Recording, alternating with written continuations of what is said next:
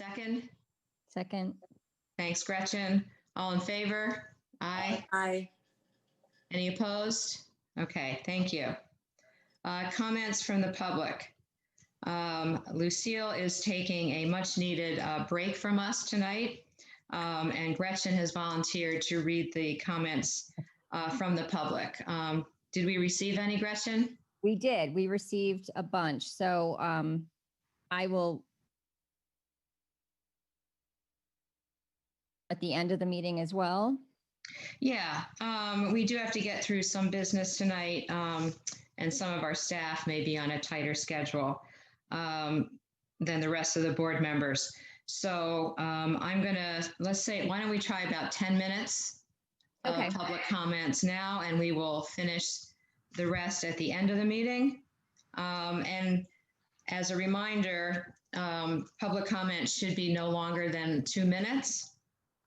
And again, we don't respond as board members to individual public comments, but we do follow up and discussion as appropriate. Okay, Gretchen. Okay. Be patient with me, please. I'm reading off of my phone, and I want to make sure I've got them all taken as I'm marking them off. Sure. Okay, so Board of Education, first and foremost, we greatly appreciate the amount of work and preparation that everyone has put into the start of the school year. We have 2 young children, both attending Miller Driscoll. Our older child has quickly adapted to the virtual environment, and while missing the social aspect of school, is resilient and making the best of the situation. Our concern is with our younger child who is entering kindergarten with an IEP. For any kindergarten, starting school in this way is likely very difficult. However, for a child with a condition where too much screen time triggers negative emotional and physical reactions, the hill is just too steep to climb. Observing the past 4 days, we have witnessed behavior that is not typical in our young child and know the virtual instruction is harming more than helping. It has been simply heartbreaking to watch. We support the school district making decisions to uphold the health and well-being of students and the broader community.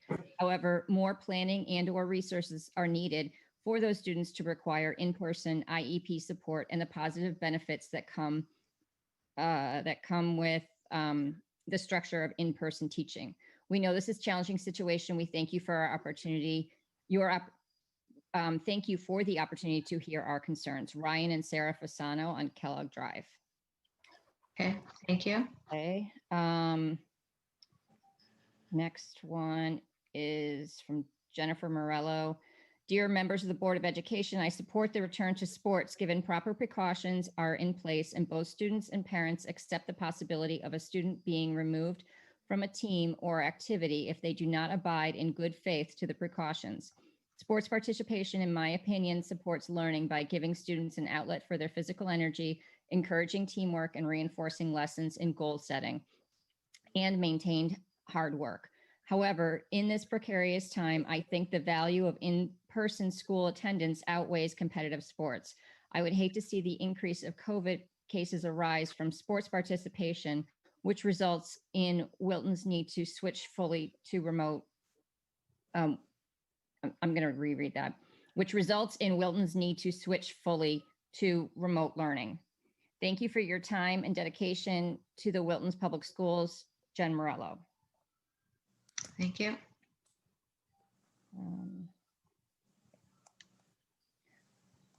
The next one is from Cherise Hayes. I appreciate all of the hard work going into our first week of school during these challenging times. As a parent of a kindergartner at Miller Driscoll, I am asking the school to consider keeping the shortened school days for all remote learning days. I don't believe a full day remote would be beneficial at this age level, emotionally or academically. Prolonged school time at this age feels inappropriate. Thank you for your consideration. Cherise Davidson. Thank you. And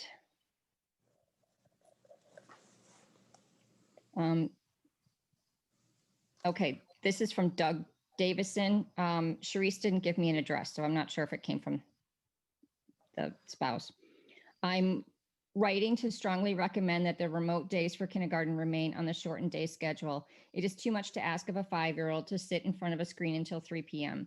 In addition, it is clearly not good for such a young child's development to be in front of a screen for so long. Our son and the rest of the children are clearly done by 12. It is a struggle to get them to even sit until 1.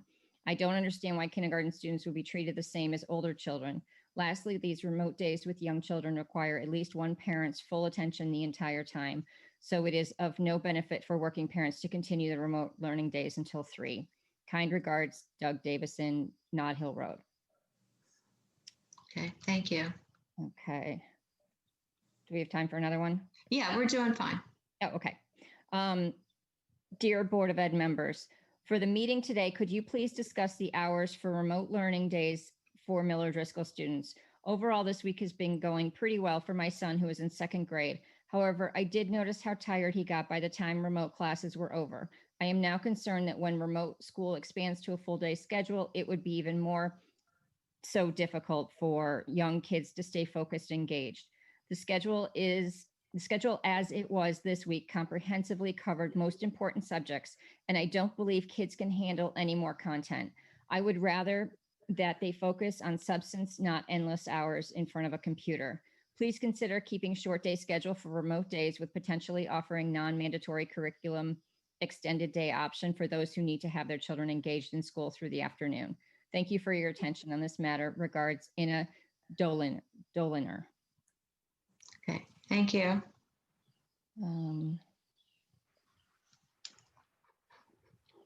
Hello, growing up in Wilton, I went through the Wilton public school system 1st through 12th grade. Education was primary reason for my parents moved my family to Wilton many decades ago. After living in Los Angeles for 15 years, my wife and children moved back to Wilton nearly 3 years ago for the same reason, the education system. I am writing as a proud parent of 2 incredible boys, a 7-year-old 2nd grade and a 5-year-old kindergarten. My wife, Megan, also recently wrote to you, as well as the Miller Driscoll administration. My intention with this note is to echo her concerns. I am also extremely worried for them at this point, in particular, my youngest. For up to 3 mornings upon waking up, I have witnessed my son cry and constantly exclaim he hates school and doesn't care. This is extremely concerning due in part that this is the same child that couldn't wait to get to school since he started daycare and pre-K for the last several years. He loves the interaction of other students, the attention he receives from his teachers, and the overall time spent in an established learning environment. Children are not wired or conditioned naturally for staring at a computer screen to learn for multiple hours a day, if at all. My oldest, while not preferring remote learning, is managing, but I'm still concerned for his well-being and future. He's holding on by very thin string and can't wait to return to the classroom. I can go on and on about what I perceive to be the risks and repercussions of a remote learning environment, but I'll keep it short. A 5-year-old child should not be taught remotely. This is their foundation year of education. They require in-person to maximize their potential. We as parents, educators, a community cannot expect to hold kindergartners to the same level of scrutiny or ability to any other grade level. They should be assessed and scheduled as independent group and held to the standards of the requirements of a 5 to 6-year-old requires. I am asking the Board of Ed to consider teaching at least kindergarten, if not K through 2 in the school, 5 days a week. Virtual learning should be an opt-in choice solution for those who are not comfortable sending their children to school in person. But for those parents who choose to send them, the option should be available full-time, especially for the youngest learners who require it.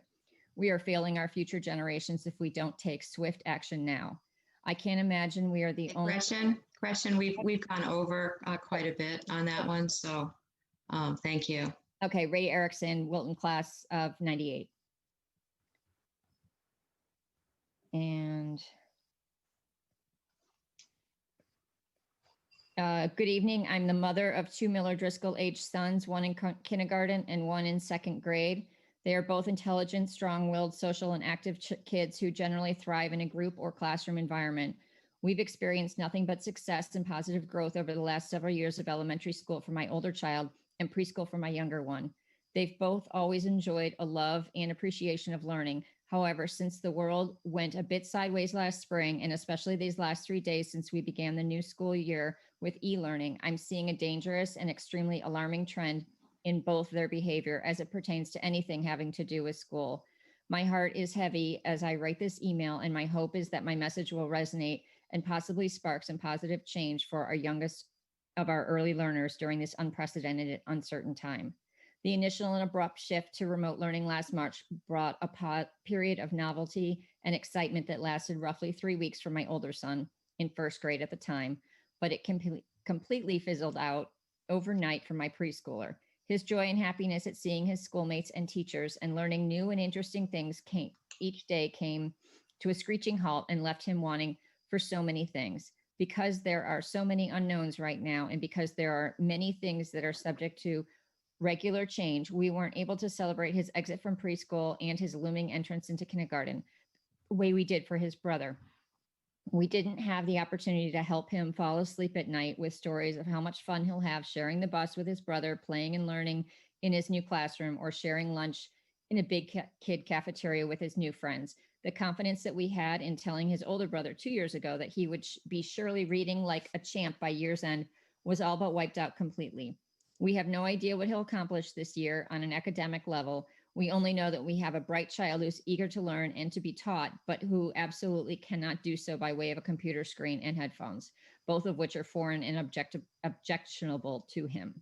He is a child who fully embraces and requires the caring, patient, and targeted physical energy of the amazing humans who are uniquely cut out to and therefore choose to teach our young children. Neither my husband nor myself are that person, and unfortunately, we are not in a position of being able to teach him from home ourselves, even if we were. The above being said, days 1 through 3 of remote learning have proven somewhat successful, if not a bit too long and a bit too boring at times. For our second grader, I applaud all of the work that has gone into everyone. And Gretchen, again, this letter's a little long too, and I let it go over a little bit, but thank you. Okay, it actually, sorry, this is actually continues for a very long time. And this is from Megan Erickson, 11 Beacons Lane. Okay, thank you. How many others are there? Because again, I wanted to sort of, there's public comment at the end of the meeting as well. Yeah, you know what, we can do the rest at the end of the meeting. Okay. Yeah, there's only a couple more. All right, thank you. Okay. And some of the discussion tonight may address some of the concerns that we've heard. Okay.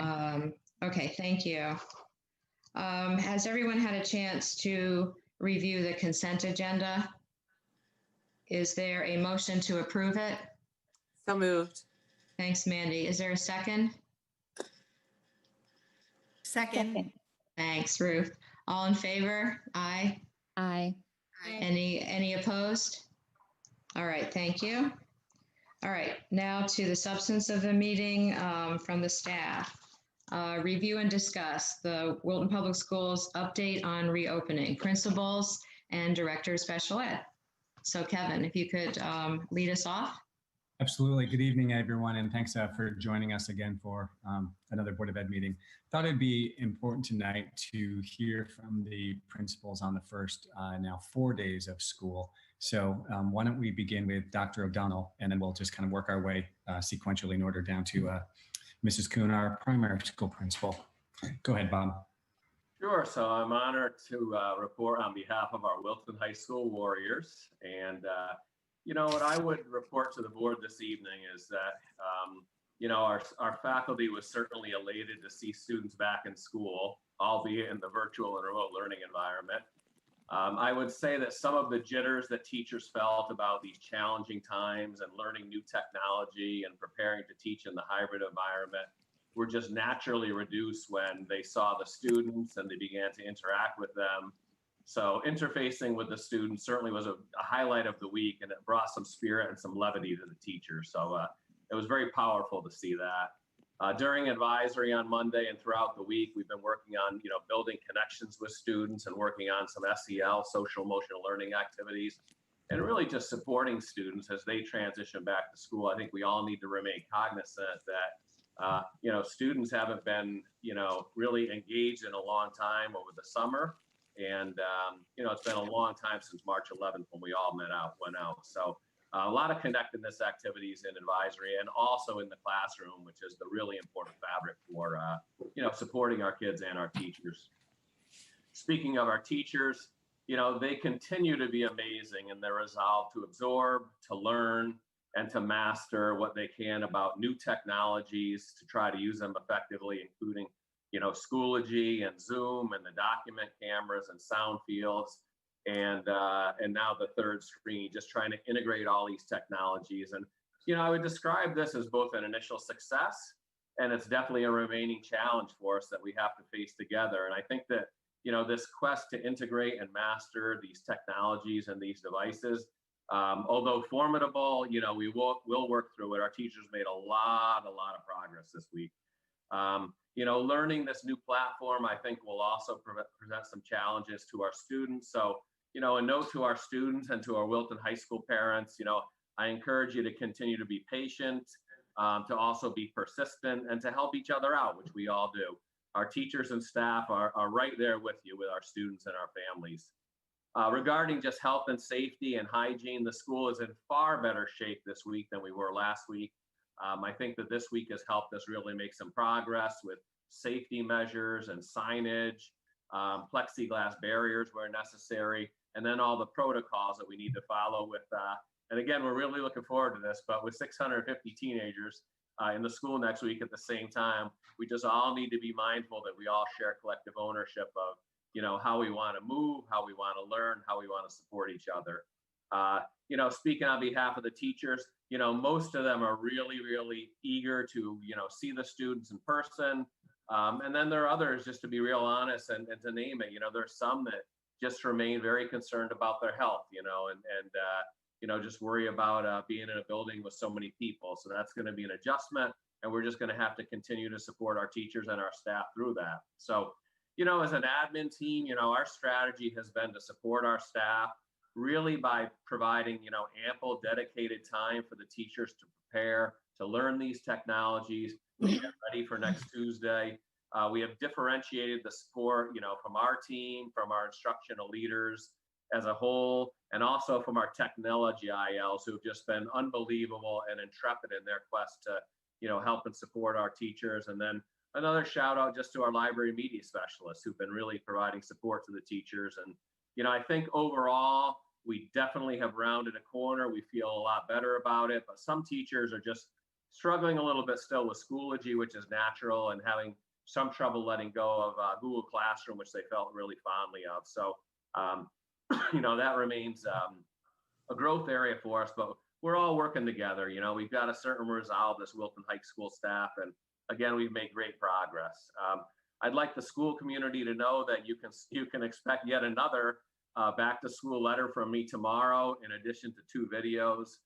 They will contain the full principal's message and a principal's corner with student body president Ben Kesselman, which everybody will be excited to see. And then all of the PSAs, these public service announcements around health and safety protocols in the building, those will be sent out tomorrow in 2 video clips. They're all done, and my letter is nearly done. And what I want to do is just request and implore the parent community to, sit down with your students and review these videos thoughtfully together at some point over the weekend, so that we're all ready for a really smooth start on Tuesday. So that's a report on behalf of our Wilton High School Warriors. Thank you. That's quite a lot, Bob. Thank you.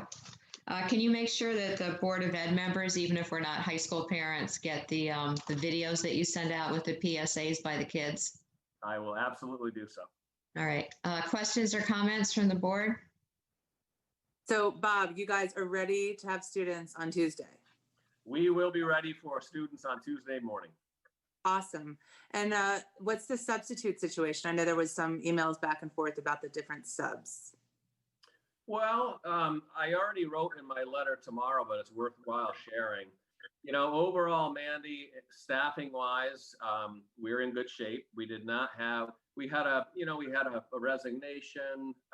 We had 1 retirement and then a couple leaves of absence. And when I say a couple, 2, based on the COVID situation and people making decisions probably for the right reasons. So I'm pleased to report to the board and anybody who's listening that we've done some good hiring over the last couple weeks. We have filled our vacancies with certified teachers, which is important for you to know. To be fully transparent, we still do have 2 science sections that we need to fill, and we have a social studies section. So, We've done some training this week with our in-house building subs to get them trained up in Schoology, and Dr. Korn, who's very adept with technology, has been lining up, assignments through the instructional leaders for the students. So while not yet ideal, we're in a better place, and we've got some good hires in place to fill those few resignations and leaves of absence. Awesome. Thank you. That's good. That's good news to hear. Thanks. Other questions, comments? All right. Thank you, Bob. Okay, I think I'm up. First, I just want to do a microphone check. I have an external mic that I'm using and make sure it's better than my laptop. So far, so good? Yep. We can hear you. All right, good. Well, good evening, and thanks for the moment to try to celebrate some of the wonderful work at Middlebrook here. It's been a great week of growth for us as well. I'd love to piggyback on some of the things Dr. O'Donnell said relative to that, the things that we've seen in our building that we want to celebrate. I'll lead with some of the growth areas that we're working on, some of the challenges. And one is the many technological challenges we've had this week, really, first of all, in a remote world. And I would say that it's very hard for probably especially our 6th grade students and their parents, that population that are new to Middlebrook, that don't quite know the operations of how things are. And it's just a difficult initiation for them this week. And trying to get them to understand that this will get better in time is something that we're trying to encourage and coax throughout the week. And I think our approach has been that, we had a pretty good day Monday, and then Tuesday was a little better, and Thursday was better than Tuesday. So each day we've been building on the week and the day before. So hopefully parents are starting to see that as well.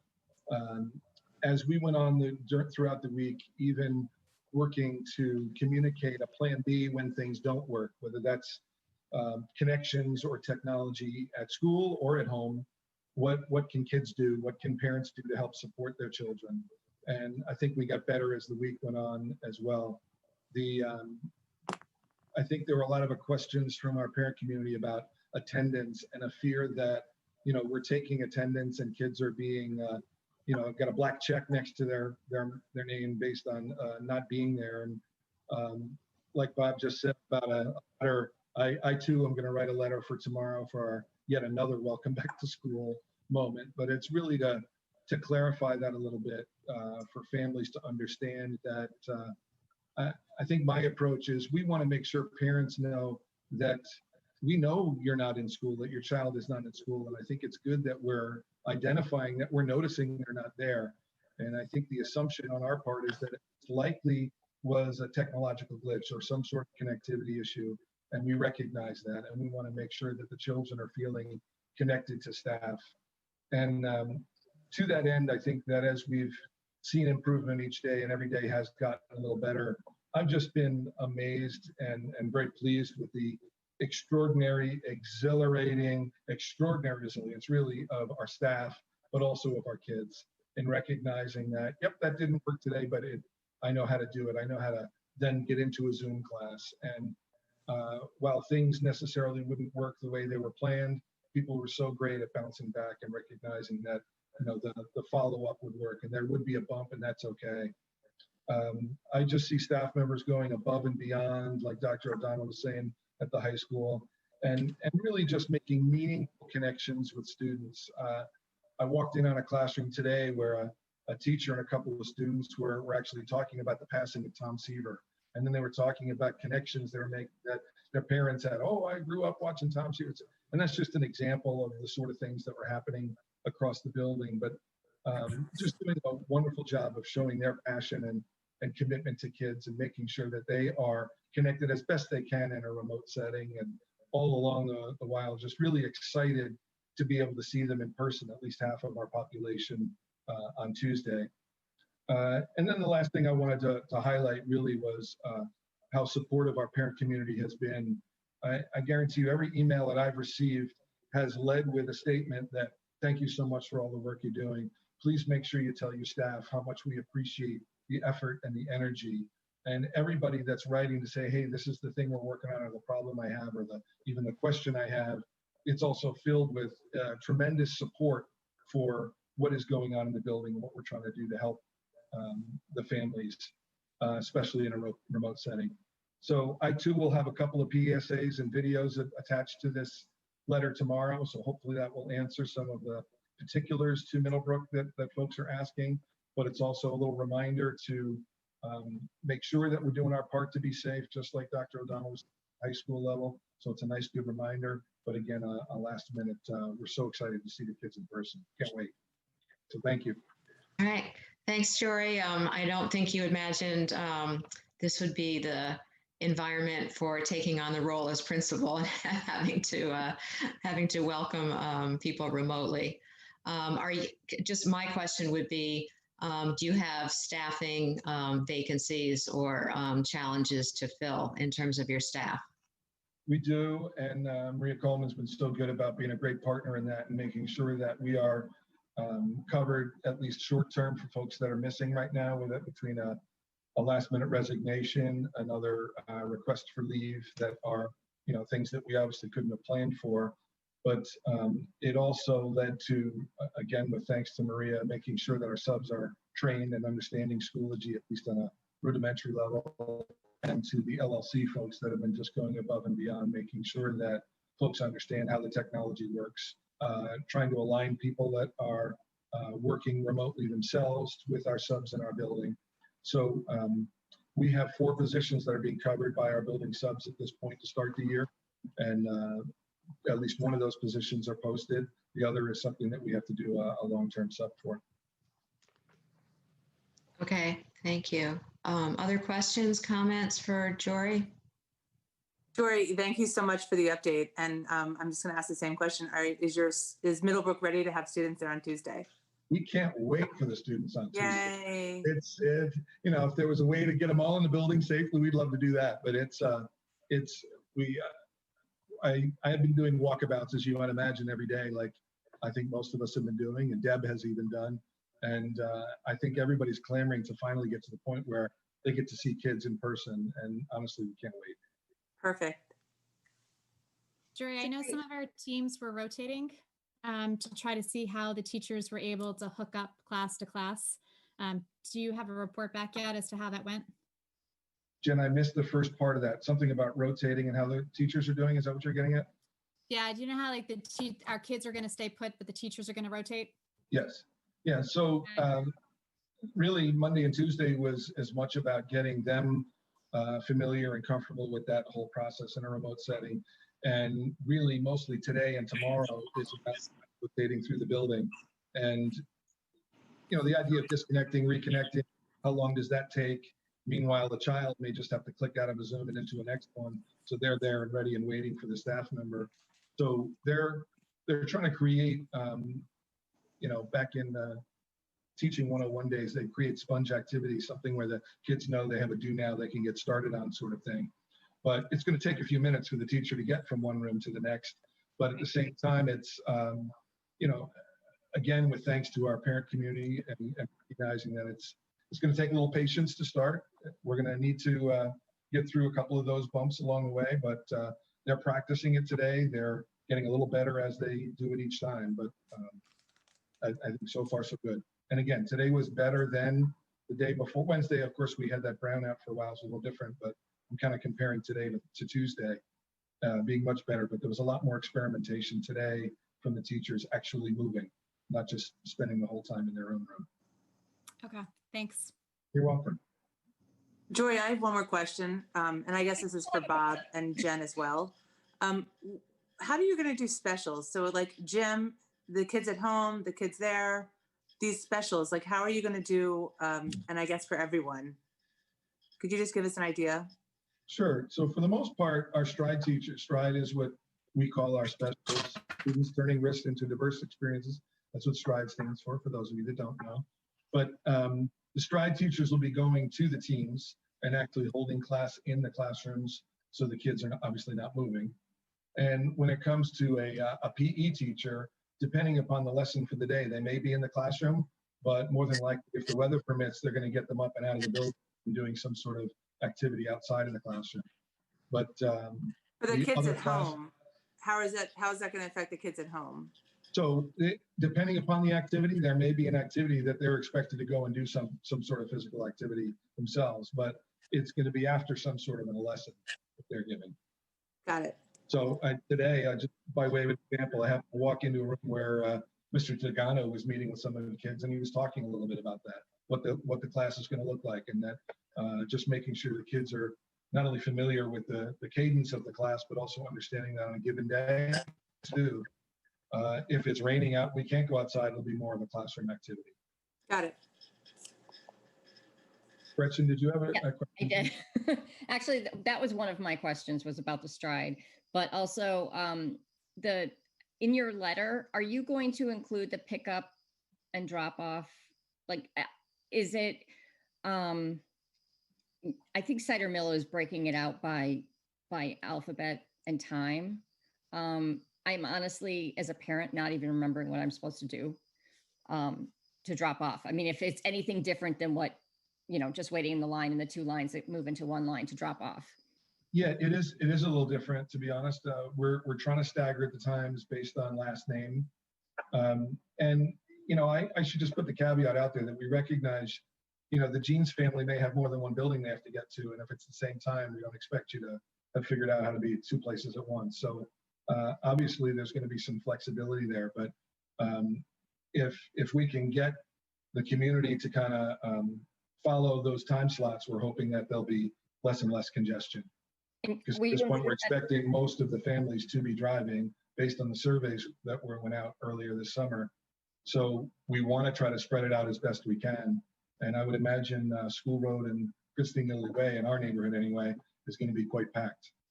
Yeah, I thought so. And I just want to make sure that, I guess, all the teachers, if it's going to be a staggered time, just put it in that letter again, because, yes, I know it's somewhere, but it would be nice just to have it right on the top of the pile.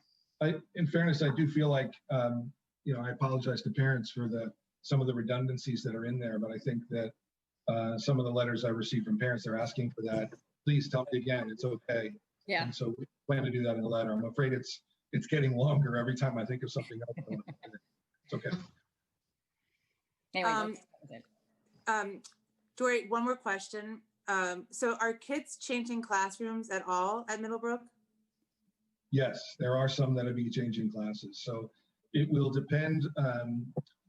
Students that play an instrument, for example, will actually be going to the auditorium so they can be properly spaced apart from each other. Or if the children are going out for a gym class, for example, they're going to move and get out of the building.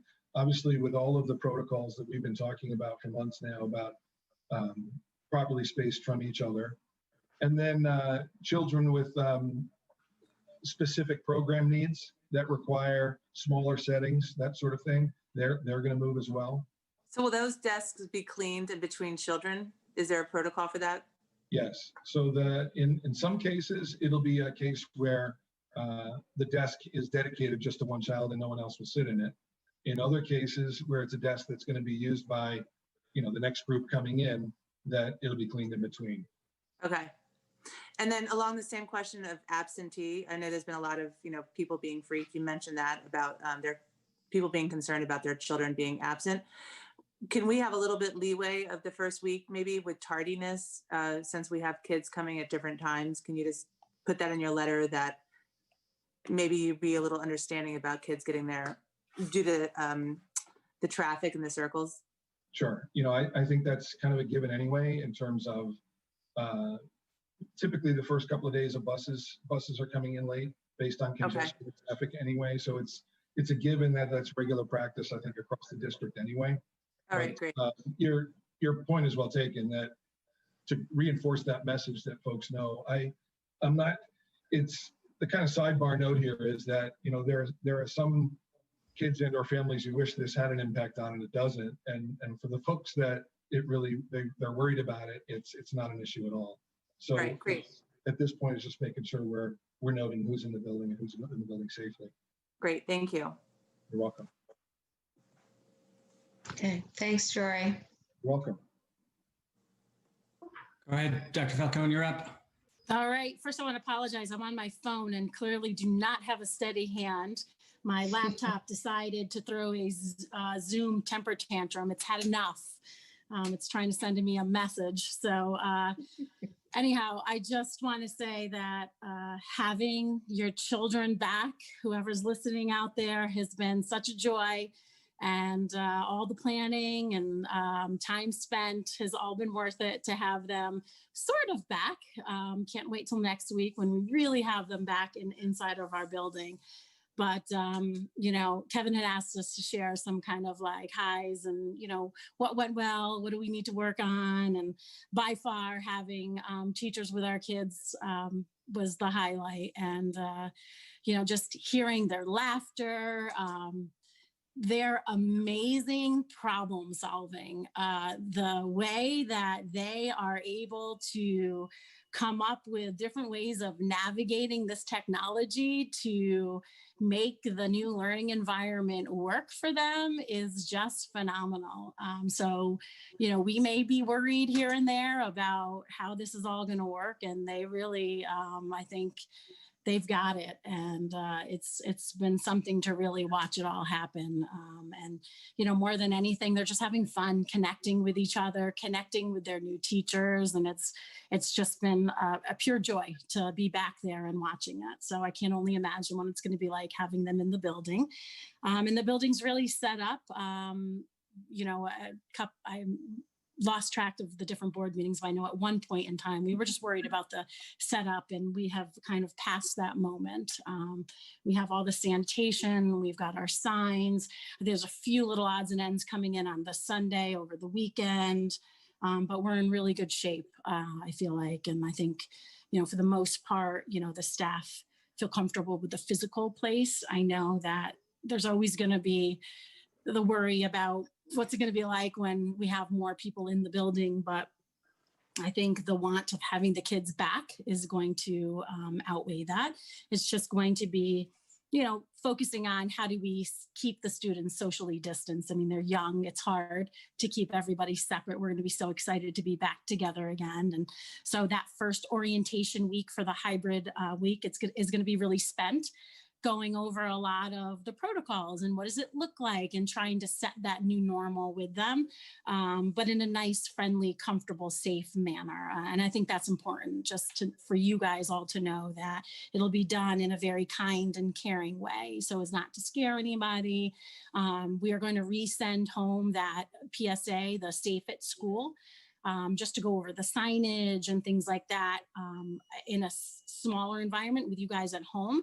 We will absolutely be doing little snippets of that here and there, but it wouldn't hurt for you guys to do that as a family as well. So I encourage you guys to do that. I will send the copy home again with you guys. I want to thank the families. The emails have been so thankful for our teachers, and I really appreciate that. They've worked unbelievably hard. I know Kevin was in our building just this morning, and I know he must have felt really good walking around, seeing his staff and just feeling just good about all of their problem solving. And even though, you know, yesterday was a tough day, we had, it's not any one particular thing. It's a combination of, you know, Wilton's kind of Wi-Fi. It's not really necessarily our Wi-Fi. I think it's kind of like different families' Wi-Fi possibility, different connectivity to different platforms.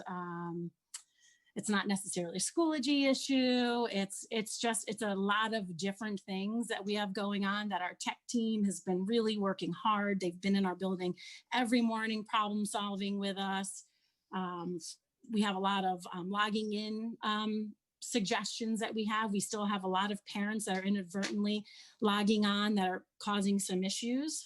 We have some suggestions that we really need people to adhere to in the emails that have gone home from Fran and myself. And I think we'll slowly get there and kind of work through these issues. But overall, I think today was a much better day than yesterday was, and looking forward to more of an improvement even tomorrow and going into next week. So any specific questions you guys have for Sadamo? Before I open it up to others, just want to ask you the same question about staffing. Yes. You know, in terms of, do you have any vacancies to fill, or are you okay? No, we just filled, we had a part-time music person that we were filling, and she's been on site the last couple of days and fully integrated into our staff. So we're thrilled about that. And her teammates have been wonderful getting her up and running with all of the Schoology and what have you. You know, along with everybody else, just, you know, trying to work through what it looks like to have a sub in rooms when and if that happens. But you know, we've got a lot of teacher brain power on problem solving, what that's going to look like going forward. So Okay, and then maybe after we hear all the principals, we can ask a few more questions about subs and their availability. Any questions for Jen and Cider Mill? Jen, same question. So you guys are ready to have students, right? yes, we are. Great. We are thrilled and very much so looking forward to having kids back in our building. So fun. Yeah. Jen, are you guys ready to have kids at home and kids in the building? Have you guys figured out all the kinks?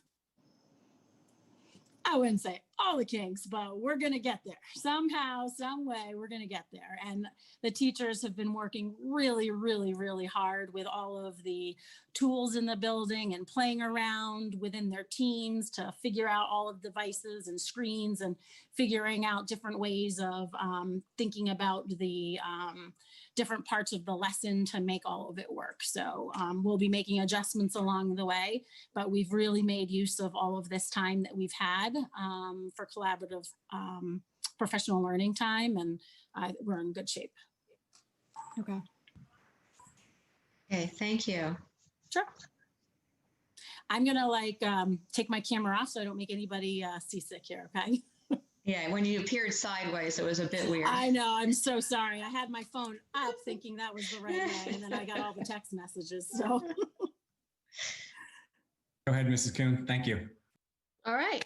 So I'm going last tonight. It's so weird. Usually I'm like the first one out of the gates to talk about the littles. So my update is going to be in 3 parts. So first part is huge credit to our youngest students. So I want to give a shout out to the kids. They have worked so hard over the last 4 days. They've logged on to, you know, see their teacher and their classmates again. They came ready to participate in all kinds of activities, getting to know you activities, community building activities, and have even been doing reading, writing, and math within these first 4 days.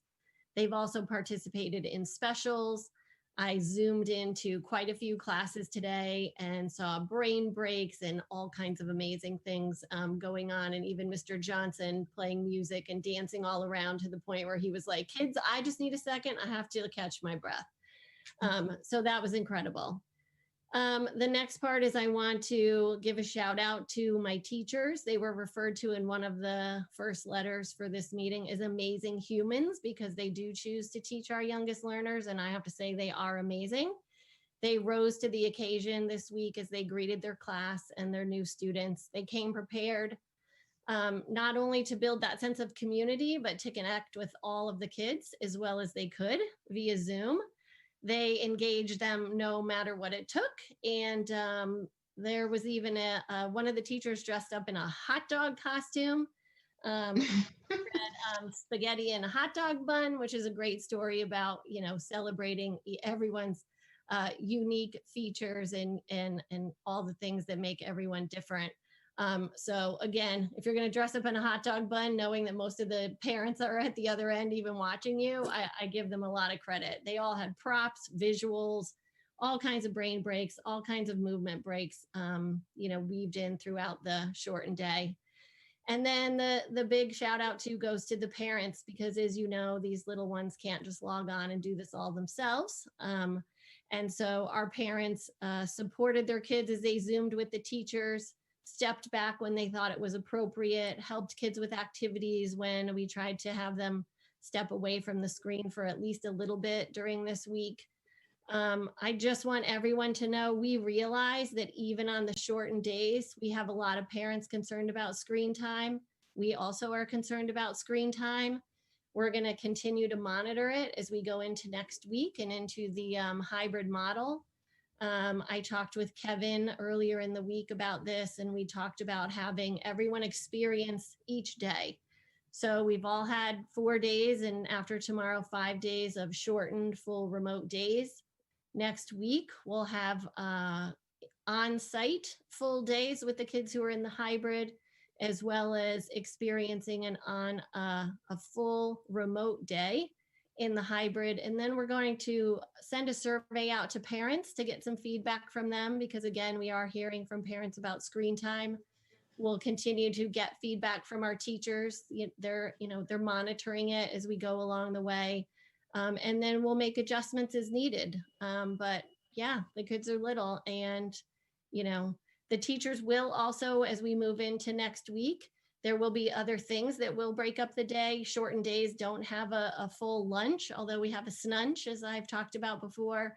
But there will be other things that will help to break up the day, and they are monitoring it, and they are trying to get kids into small groups again as they get to know them. So we understand it's a concern. I also want to give a shout out, just like Jory and Jen and Dr. Bob did. We are getting amazing feedback from parents, and they could not be more complimentary of the staff. It's incredible. It's incredible what they can do on a Zoom. And the fact that we have 5 and 6 and 7-year-olds who know how to turn on their speaker view, you know what? They're doing it. They're doing it. So congrats to everyone. So I'm happy to answer any questions. Okay. You heard a lot of concerns and questions specifically addressed to kindergarten level. Can you speak a little bit about your perceptions and what the teachers are saying about the kindergarten experience? Sure. So I just want to talk a little bit about kindergarten, even when we're in school and not in a global pandemic. So kindergartners come into school, and I'm going to tell you that it's a long day for kindergartners, no matter what. So a lot of them are kind of falling asleep by the end of the day. Some might be crying because they miss their moms or their dads. So even on the days where the kindergartners are in school with us, it is a very big adjustment for them. So going to the big school, it is exhausting. It's again, Fair point. Yeah.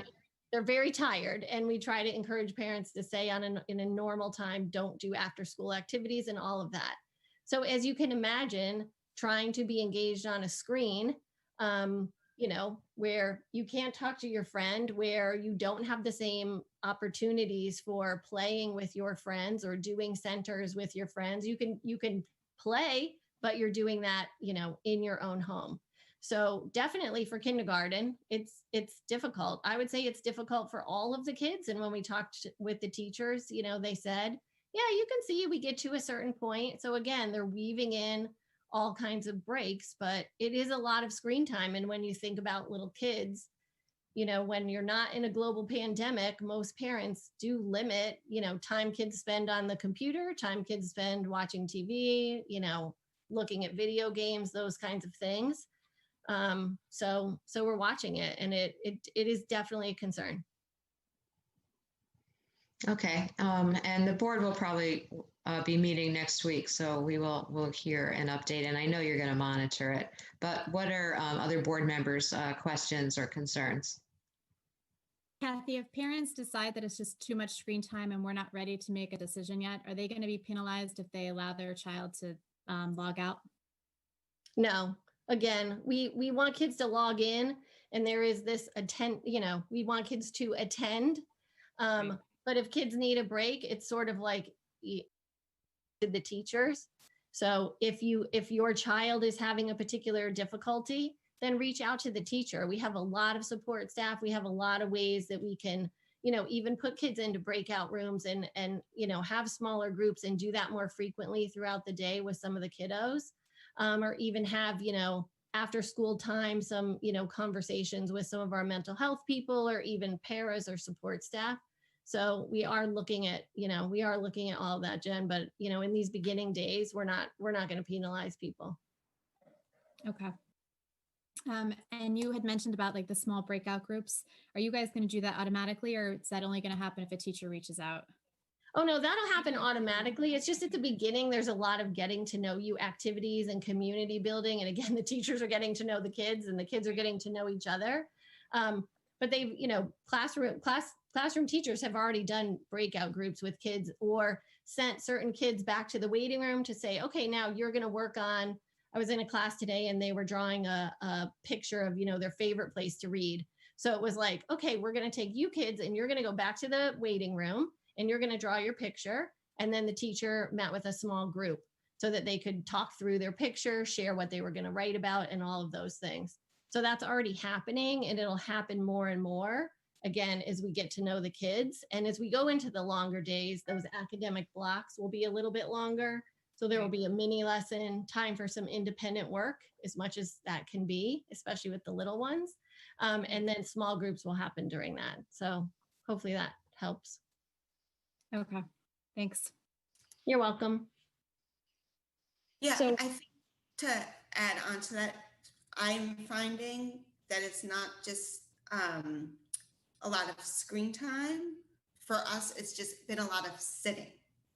Mhm. And so the mornings are just long because it's a lot of sitting. And I think I'm hopeful that as the academic lessons become longer and then the independent lessons become longer, that'll break that up a little bit.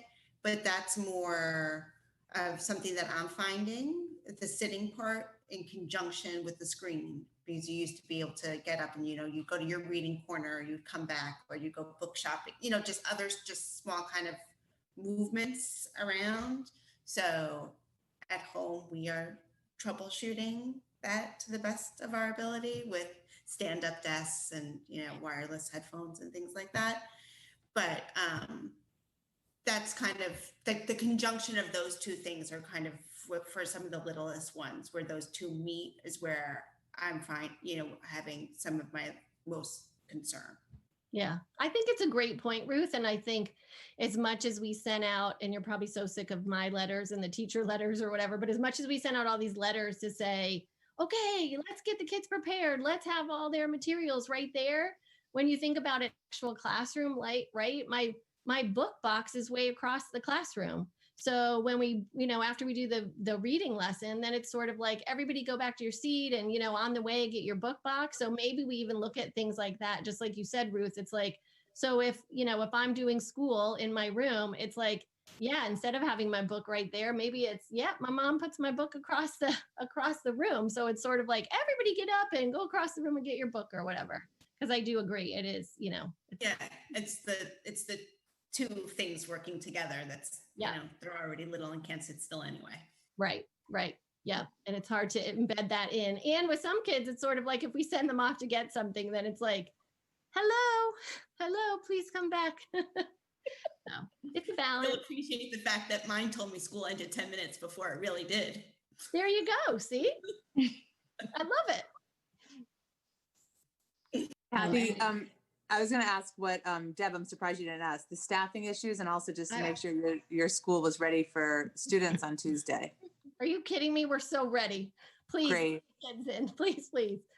All of our certified positions are filled. We are working on a couple of para positions that were some last minute, leaves and retirements and things like that. But all of our certified positions are filled. So we're in great shape and we cannot wait to have the kids in. We're so excited.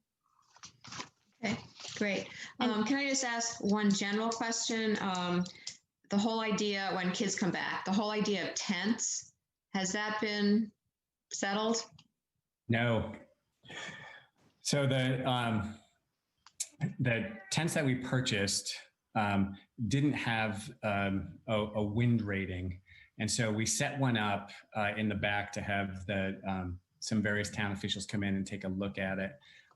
As it happened, the day that we had all of that wind and rain, I think maybe a week ago or so, the combination of the wind and rain collapsed that tent. So we're sending those tents back, and we're now trying to source tents through some local tent companies. So we're still in the hunt here. Okay. Kevin, are we renting or are we looking to purchase? We're looking to get the safest, most affordable tents we can, whether it's rent or purchase. Perfect. Because if we rent, does the liability, I mean, I'm sure I won't even ask it. All right. Perfect. Right, right.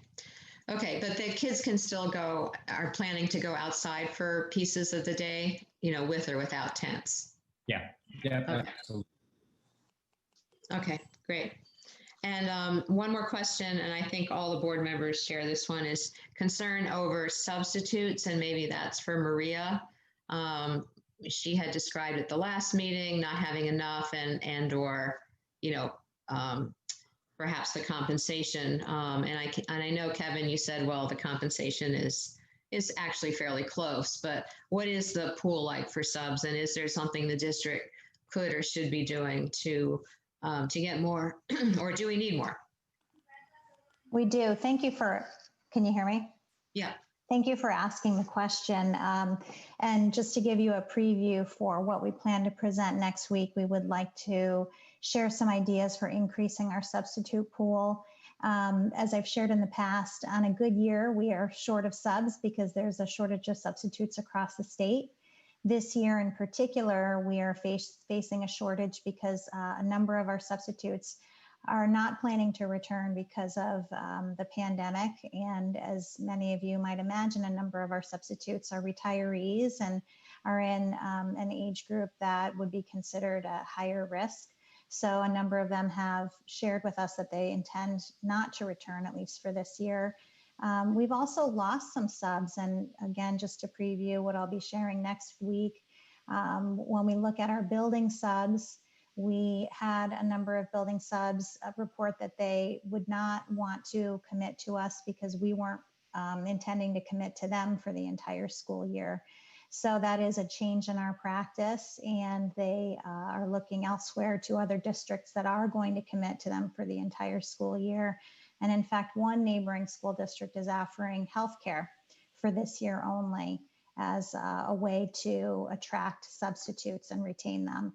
So we're going to need to change our strategy as it relates to hiring and retaining subs. We have looked at what the going rate is in the DIRG. We are consistent with that. However, again, I think it might be important for us to consider looking at ways to make the position more appealing to people. We've gone and advertised in a number of different areas. We do our typical postings. We've advertised locally. We've joined a number of job boards at area graduate schools and universities and things like that. So we will need to do some things to make the position, I think, more widely publicized, but also more appealing to people. And we're going to need to change our strategy, or at least I'd like to recommend changing our strategy as it relates to the building subs. So I will be presenting a plan for that, a proposal that I would like the board to consider next week. All right. Well, thanks for that heads up, and we'll look forward to that. And anything you can send us ahead of time would be great too, so we could be prepared. Absolutely. Okay. Great. Debbie, before we transition to Andrea, just on the note of building updates, I was in touch with Brian Reynolds, our food services manager today, and he sent me some information that I passed on to the principals as well as our PTA presidents. We're looking for all of our parents who intend to purchase lunch through the schools for their children to create and utilize a NutriSlice app. So that information is all on our website. I'll make sure that our principals and I'll ask our PTA presidents to communicate that as well. But that'll be a really important key activity for parents if they intend to have their children purchase lunch at school. Okay. And now can we hear from Andrea? Absolutely. Good evening, everyone, and sorry for my lighting. I look like I'm about to tell a horror story, which I am not. Well, you look like you're sitting in your car. I am sitting in my car. I continue to be extraordinarily proud and inspired to serve the teachers and parents and students with disabilities of Wilton. I am amazed at what I'm seeing every day happen for kids. We continue to work. The focus of our work, as it has been since March, is to continue to focus on our relationships with each other, to engage in meeting the needs of students, to implement their full IEPs in this strange, and difficult time. But we are implementing IEPs as they are written, albeit somewhat modified right now in the full hybrid and the full remote.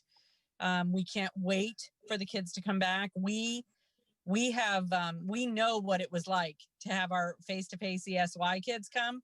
So we know what it's going to feel like on Tuesday, and we can't wait for everybody to feel the same joy we felt that day.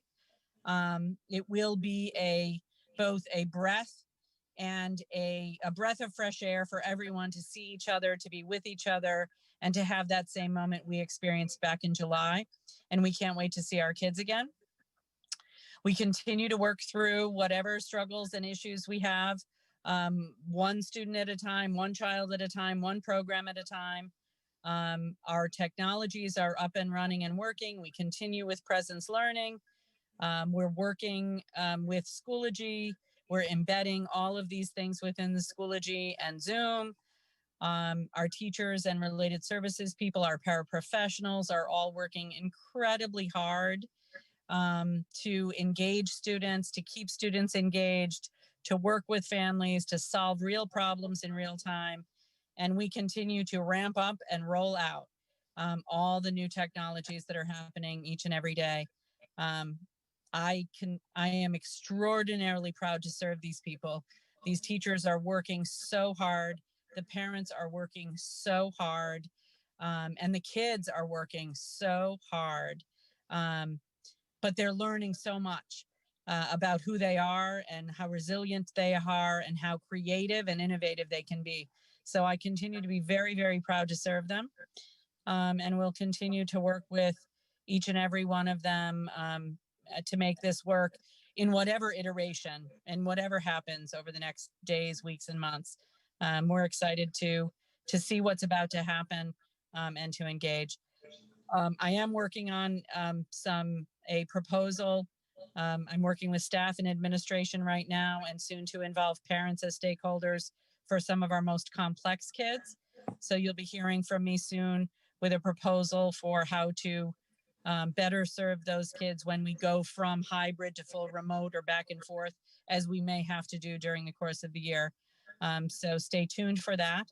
And I hope you'll be able to support us as we do something very creative for some of our most vulnerable kids, pre-K through 21. So I'm hoping you'll be able to support that when it's ready for prime time. And I'll take any questions you may have. Okay. Yeah, Andrea, Genesis is ready to go back, right? Genesis can't wait to go back. Oh, good God. They can't wait. They're chomping at the bit to go back. The kids are ready. We have some kids who have to quarantine due to some travel, but they're ready. We're ready to go. All right. I assume that we've done everything at trackside that we needed to do from a safety and health standpoint, mitigation, standpoint. Trackside is prepared and ready. Yes, we worked with trackside and we've worked with our own custodial staff. We have plans and protocols and things in place. We'd like a tent. Because we like, we do a lot of outdoor work to begin with, and we'd like a tent, but we understand what's happening, and we're being patient.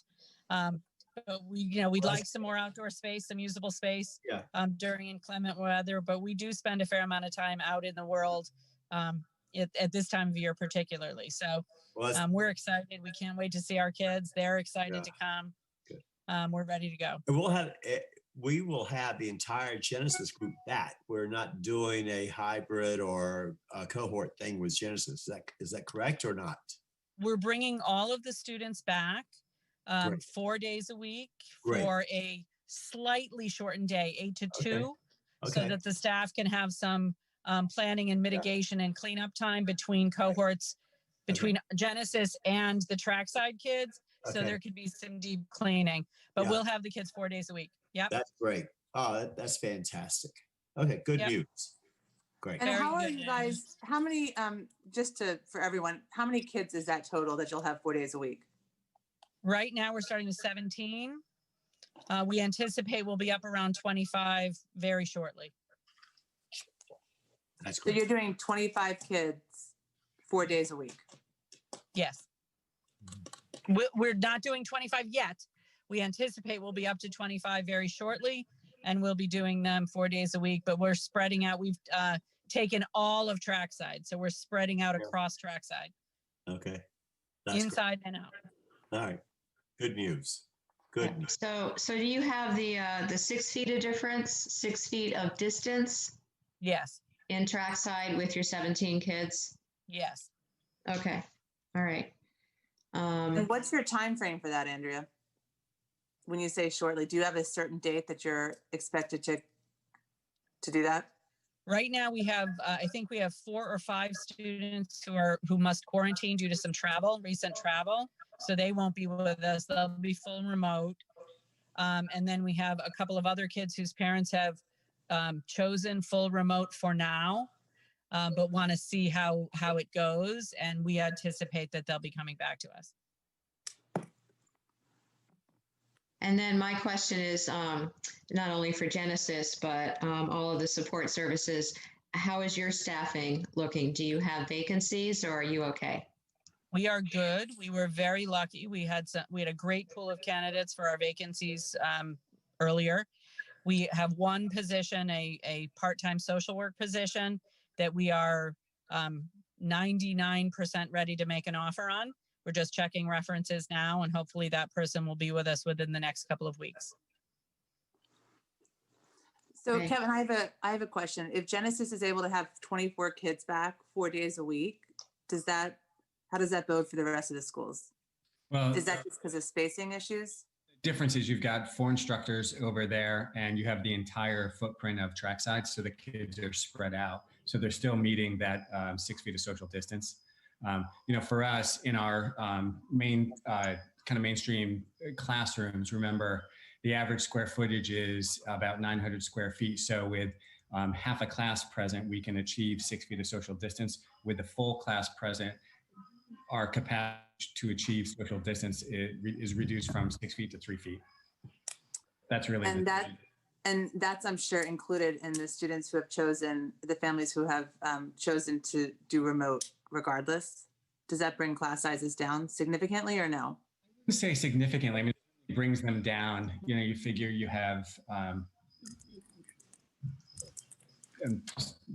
struggling to remember the numbers off the top of my head. You might have, a reduction of, 1, 2, or 3 per class across the district. So it does free up some space, but we'd still be organizing in a way where we wouldn't be able to achieve a full 6 feet. And so I think that's, as we get into the next couple of weeks here, and certainly it's all of our desire to try to welcome all of our students back into our classrooms. What's really important for me in these next couple of weeks, beginning Tuesday, is our ability to test our the effectiveness of our mitigation strategy. So all those things that we're training around and reinforcing, we'll be able to collect some data on, and then come back to the board and offer some feedback and recommendations about how we need to proceed. And what kind of data are you collecting specifically? Well, so it's, it'll be primarily holistic because there is not, any measure that's being recommended by the state, but we want to understand the extent to which students are able to wear masks through the day and, how well do our mask breaks work? So are they, able to tolerate the wearing of masks for the time that they're in the school? How well can we manage it? Maintain the social distance parameters we've set up. So both within and outside the classroom as they're moving, particularly at the secondary level, moving from class to class, or, if they're moving for lunch or recess or something, can they effectively keep a safe space? How well are we keeping up with hand sanitizing? And then certainly, alongside all of those measures, we'll be watching very carefully our community transmission rates. Got it. And Kevin, is probably a good time to let people know that and remind people that in our Board of Ed goals that we approved, I don't know, it's not months ago, it's only weeks ago. There were about 10 of them, but it includes reviewing the models that we're employing at least every 3 weeks. certainly for the beginning months of school. So that does necessitate another meeting to keep on that schedule. September, I'm going to get the date wrong. I want to say September 17th. Just hearing the energy about from the principals about how they can't wait to have the kids back. I can't hear in the background, but I'm sure the parents are jumping up and down with the same energy and enthusiasm, to say the least. So the sooner we can look at the models, review the models, and determine as soon as possible to the extent that we can start bringing a full open model to bear. And again, our methodology is to look at it school by school. So, okay. Can I ask a question regarding that? So there's some other districts that have already gone back full time. Is there a way that we can possibly look at how they're doing and maybe move up our timeline? Or are you really trying to stick to what you're planning? Yeah, I appreciate the question. And certainly, I'm in fact, tomorrow, I've been meeting Friday with the superintendents in the region. And I know a number of the districts around us, Ridgefield, New Canaan. I think maybe at this point, Darien might have invited some students back. So we'll be getting an update on, how that's gone from them. And depending on what they share, I mean, that could certainly influence our thinking here. But as I stated, what's important to me is, really just ensuring that the training's in place. And, especially since if we're thinking about moving to having all kids back, we need to make sure all of those other mitigation strategies are as solid as we can make them. And so I think that's just going to take a period of time to assess. Okay. Well, we're nothing if not flexible, and we are, it seems like, meeting weekly. So we'll have all sorts of checkpoints, certainly during this month of September. We're meeting for the next 2 weeks, 3 weeks in a row. So we'll have lots of opportunity to assess. So thanks for being on top of it. And you can just feel everybody's desire to do as much as possible. But obviously safety is and health and safety are still our top priorities. Okay, thank you. Is there a little bit of good news around athletics? Thank you. So, yes. Real quick. Oh, I'm sorry, Jen. I'm sorry. Before we jump to athletics, I have 2 technology questions and I have one question Of course. Let's do kindergarten first. Kevin, can you just explain, if we've had a lot of questions or a lot of comments wherever we've been about why we did not choose to do AM and PM kindergarten? Can you share why our district decided not to do that? Yeah, and we're not alone in that decision. The issue for us, if you think about our strategy, right, we're one of the strategies for us is to have the opportunity to clean and disinfect our school buildings in between cohorts. And so there were really kind of 2 factors with the AM PM kindergarten scenario. One was the amount of time we would need to effectively clean and disinfect classrooms. Having cohorts on the same day just doesn't permit the amount of time that we believe we need. The second piece was the cost of running buses, of just running an extra loop. Okay, thanks. My 2 technology questions. First is, I guess a lot of kids are getting locked out, or not getting locked out, they're getting kicked off their Zooms. And then when they try to get back in, they don't automatically get in. So they go into a waiting room and then they have to wait for a teacher to recognize that they're in the waiting room. Is there a way to make that not happen? Is there a way that automatically waiting room? I'll let Fran and Eric can kind of weigh in on the first piece, the Zoom piece, but for my money, having the waiting room feature is essential to ensuring the safety of the virtual classroom. Today, I heard of an instance of some kind of Zoom bombing taking place at the high school where whoever the Zoom bomber person was used some kind of racial epithet. And I think yesterday or the day before, we might have had a similar instance. And so the waiting room is really key so the teacher can identify accurately the students in the class and allow them into the classroom. So it's a key feature. But Fran or Eric, do you want to weigh in on the other piece with Zoom? So there's been, and I'll have Eric also add to this, there's been a number of issues with Zoom in terms of just really getting it up and going and having students navigate it. One has been that since it's been all remote only, in some cases, there's been an attempt at using an actual Zoom app, and we're web-based. And that's been kind of an issue that we've identified. What you're talking about, Jen, is they're actually getting in and then they get kicked out. Not sure why that happens, except for connectivity issues that may have to do with home or, whole host of different reasons.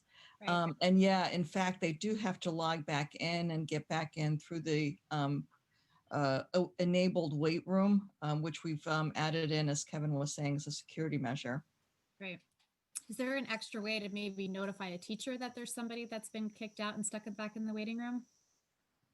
It appears in the Zoom participants. What's difficult, and I'll just have to be, in my experiences, if you're presenting, which a lot of our teachers are doing, they may be showing a slideshow, they may be in Schoology, the bar where you actually can see the participants coming in is harder to see.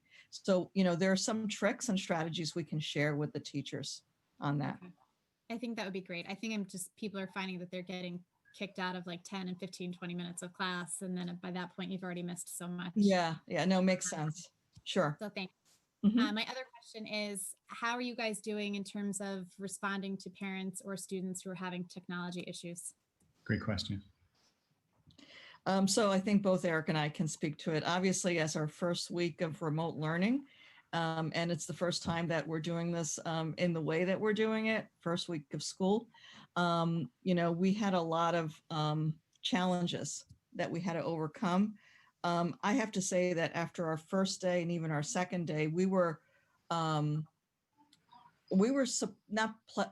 surprised, but we were happy to find out that there weren't as many issues as there were. But regardless of that, we've had quite a few calls in, and we've been making through the list of Schoology issues, Zoom issues, app issues. And then there's a variety of things that are hard for us to do on the first try, because we find out that, maybe we thought it was one thing, but it's really something different. Jen was alluding to the fact that we found out yesterday that parents may have been using their account instead of the student's account, which is a whole different view, and they weren't getting the functionality in Schoology that you normally would. Then we started finding out that there was a variety of different URLs being used for our Schoology domain, which is wilton.schoology.com, which in some cases was pushing kids out to a California site that actually has the Wilton Public Schools type of domain as well. So as we're working through these and we're finding the fixes, it's becoming easier, but it takes us a while sometimes to work through that issue. Okay. Additionally, we normally set up all of the student Chromebooks in our district on our network with our systems, where we control the access, we control the Wi-Fi, we control the network. We had students pick up new devices and go home and connect. And we've had some challenges with parental settings on routers, older routers, limited connectivity in some areas of the houses that students are in. And we've just had to work with families to try and correct some of those connectivity issues. Usernames and passwords, which normally are handed out in class the first day or through the LLCs, were emailed out. And so we had a variety of challenges getting everyone logged in the first day. So we've been continually working on those. And again, as we identify some of the problems, we're able to come up with sort of a master list of quick fixes and repairs and get those out to families as quickly as we can. Okay. And sorry, one last question. When our families ask a question, what's the response time hoping to be from our staff? I would say on the hardware pieces, we're getting back to families as quickly as we can. It really depends on the number of tickets that are coming in, as how quickly we can respond to the families. Eric, do you have an average? Do you have any sense of kind of what the turnaround had been, or is it different? The first day, our turnaround was probably an hour and a half, 2 hours to get out to families, perhaps longer. It's been quicker in the last few days as the ticket numbers have come down. I would say the same thing. The first day we were overwhelmed with the number of inquiries and issues, and the tech support staff really was our own staff within central office and within our LLC team who've done a fabulous job. But as you can imagine, they're endless. Sometimes they require us actually making contact with the family, actually Zooming with them, having them show us what they're doing with their devices. You know, if you can imagine what we normally do in a week where our LLC team is in the facility and students are going in and showing them what the problem is, and we're able to fix that in real time. We've had to do this, you know, through an online remote situation, which does take us the time. So I appreciate everyone's patience, and we're working through our list. Okay. Thanks, guys. Can I, towards that end, can I just ask a quick question? Is there a way, as a parent, I have greatly appreciated the emails with the Plan B in them. Like if for some reason Schoology is not use the Zoom link from here. But for the little ones who don't have email, is there a way that Plan B page can be like put someplace where they can access it? Because if my little one is logged into her Chromebook, I don't have access to my Gmail on her Chromebook. So just maybe some type of fix that we can just think about that. If it's, in a Google Classroom, live somewhere there or something like that, it can be, the Plan B can be accessed from the child's Chromebook without having to go into the parent's email. Yeah. Yeah. Okay, go ahead. I was just going to say, I think we have to look at that about how best to do that. So I don't know a ready answer tonight. No, that's fine, but just something I think it would make the transition between plans A's and B's and whatever just smoother. And I know parents already get lots of updates, but Fran, I found the update you sent out helpful in terms of putting into perspective, the common challenges that happened this week. And so rather that would help parents, perhaps. I don't know. You'd have to figure out with the principals if it's information overload or not. But just get a sense of how we're doing in technology. They're not alone. What the response time you're aiming for, and all that kind of information in an update form might be helpful. So anyway, thank you. Sure. Now everybody's on mute, so I'm going to assume it's okay to go to athletics now. Great. Kevin, is that okay? Just very earlier this morning, Barry Bogle, our town health director, and I spoke. He did approve the plan to restart sports. So what that means for us is that our coaches and athletes can return to play per the first phase of the CIAC schedule, which is conditioning and sport-specific skill development. So they're going to, I think we have some teams who are going to get back in action beginning tomorrow, and I imagine some will start Saturday, and then the remainder will pick up, beginning Tuesday. And so the coaches will put those schedules out. So I think that's just in terms of getting our athletes back into the conditioning activities again. That's really, really good news for us. We do not yet have any kind of updates from Glenn Lunginari and the CIAC with respect to where they've come together or not with the Department of Public Health on some of those higher risk sports, volleyball and football. So we await that news. Okay, I think that's good news.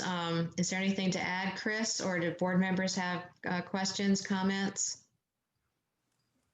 Well, the coaches are excited to get going. the teams that are delaying until Tuesday, it's because they were expecting to start on Tuesday anyway. So either they had plans for the extended weekend or the kids did. Sure. So, but others are ready to go. So yeah, we're ready. Maybe I misunderstood. So the decision for football and volleyball through the CAIC has nothing to do with the conditioning that can still start on Tuesday. Right. It's all safe conditioning. It's low risk. So they're not going to be padded up and tackling each other in football and volleyball. They're actually just still discussing. So and they're going to be spaced out quite a bit, especially in a field house. So, and we also have an outdoor court that we're going to be utilizing somewhat too. Okay, thanks. Okay, great. Thank you. Anything else on athletics we need to know, Kevin or Chris?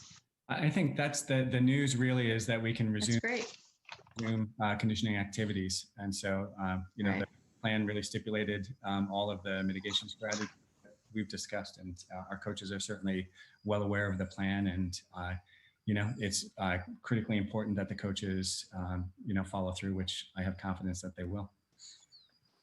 Okay, great. Thank you. The next item is moving into the policies, and these are possible action items.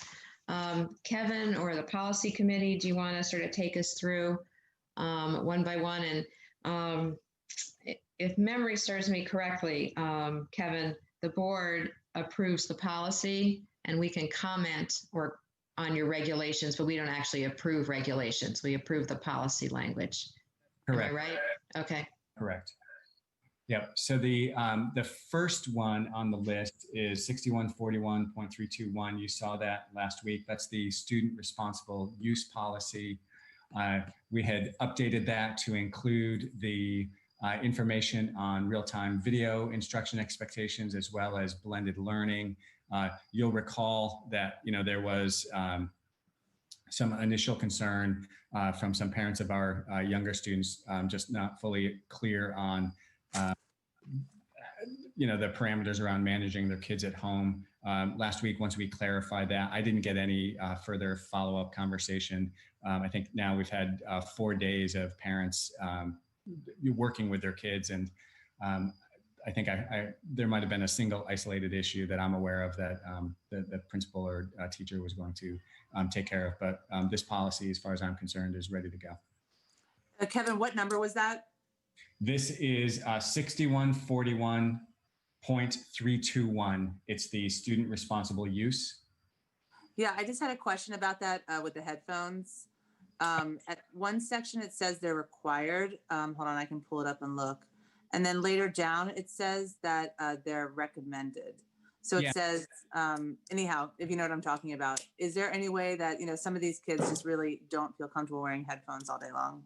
I'll let Fran speak to that, because we had talked last week, and you know what she flagged for me as we were talking about this was the different environments. And so I think you know, it's headphone use will really be you know, episodic as appropriate. But Fran, do you want to just pick that up? Sure. I think the difference is that in some cases, if the teacher is using Zoom to make connections between students that are on site and remote to prevent feedback and some of the audio issues that we've seen, the headphones would be required as part of that. They're recommended obviously for home, and that would be up to the student and, you know, the family as to whether they would be used or not. But they're just the best practice. Some people use them all the time when they're home. Others don't. But within a class, what we were really trying to do was make sure that we had the best audio quality that we could have in that situation. I'm just wondering if we can change it where it says students will use headphones, section 11, to, you know, based on, it just sounds very like required. And I just don't want there to be any gray room with the policies. So your proposal is to, so where it just says use headphones? Where it says expectations for students when video conferencing, it proposes to add that students will use headphones. That just sounds like a requirement. So just say, you know, based on the teacher's,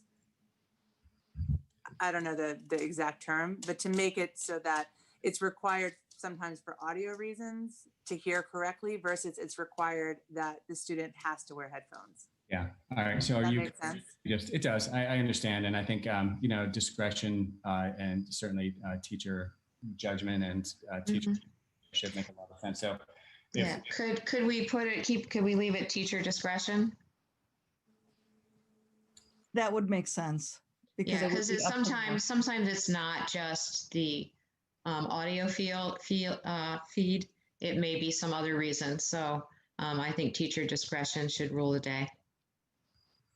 okay. Okay. So we can certainly make that change.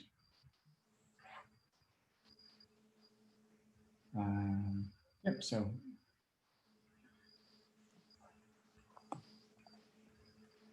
Okay, so with that language change, are there any other comments or questions? All right, is there a motion to approve that policy with the language recommended by recommended? So moved. Thanks, Mandy. Is there a second? Second. Thank you, Glenn. All in favor? Aye. Aye. Aye. Any opposed? All right, that policy is approved. Thank you. Great. And the next one? Right. So the next one is 5114. This is our suspension, expulsion, and removal from class policy. You also saw this last week. We updated this in two important ways. One was to expand the reference of school and classroom to include virtual educational environments, whether synchronous or asynchronous. And then the second was item number 25 that just expands the standards governing suspension and expulsion to include acting in any manner that creates a health and/or safety hazard for staff members, students, or the public, regardless of whether the conduct is intended as a joke, including but not limited to violating school district health and safety protocols developed in connection with the COVID-19 pandemic, such as but not limited to physical distancing and mask wearing. And then the last addition was around the use of computer systems, including email, distance learning platforms, instant messaging, text messaging, blogging, the use of social networking sites, and other forms of electronic communications to engage in any conduct prohibited by this policy or regulation. Okay. Questions, comments, clarifications from the board? Nope, it's pretty straightforward. Okay, is there a motion to approve? So moved. Thanks, Mandy. Is there a second? A second. All right, thanks, Glenn. All in favor? Aye. Aye. Any opposed? Okay, that policy is approved or updated. Thank you. All right, so the next three are new policies. Well, one's not a new policy, but a proposed new change. So I'm going to share my screen and then I'll walk you through the work that the policy committee did. Let's hope you can see it. All right. Are you seeing the policy? Yes. Great. So this is the regularity of attendance, 5113. And we're proposing just a couple of changes here. One, this recommendation came from Shipman and Goodwin, our attorneys who often advise on policy matters. The first piece here, we are looking to expand our capacity to track symptoms. So what we're asking for, any absence that's due to student illness, for any signed note that comes in, the note includes specific symptoms that are exhibited by the student. And the purpose there is really to just monitor the spread of COVID-19. The policy committees, we discussed this earlier this week. They also noted that sometimes, parents will call and mail. And so we'll ask parents to the best that they're able to do is to just, leave a description of symptoms. And then, for our nursing staff, we may have nurses call parents back if they need some more information, just so we can continue to track symptoms. That was one piece. And then there's a second piece here. And then the last piece is just a note that the State Department of Education guidance around attendance does continue to evolve, and that this policy may be changed as the guidance from the State Department of Education updates its own attendance policies and regulations. What this policy doesn't address is one of the questions that came up earlier that raised about, our flexibility with attendance. And I'll just repeat what's already been said, that we have been and certainly will be flexible with attendance, certainly in light of, student potential issues with logging on or connectivity or whatnot. So it'll really be important for the student and parents to connect with teachers and the buildings, just so we can track and monitor any of those, attendance concerns that may arise. Gretchen or Ruth, is anything else you want to add about this? Yeah, and I think we also wanted to kind of ask the community to say that in light of the current health situation, if for some reason your child is not feeling 100%, but can do school, but perhaps it's best to keep them home, you can keep them home and let them participate in a remote fashion. But so we're able to kind of track what's going on with illness in the community. It would be really helpful if you kind of called your child out remote.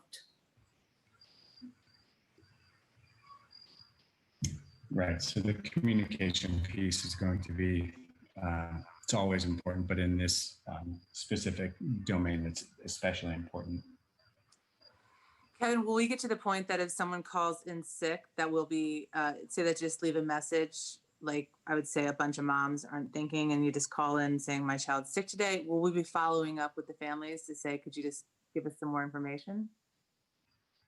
That would be the expectation. So, whether it's an attendance secretary or, perhaps a school nurse, the interest here is to try to just, to the best that we're able, track and monitor symptoms. That's a very important part of our, community-wide health strategy.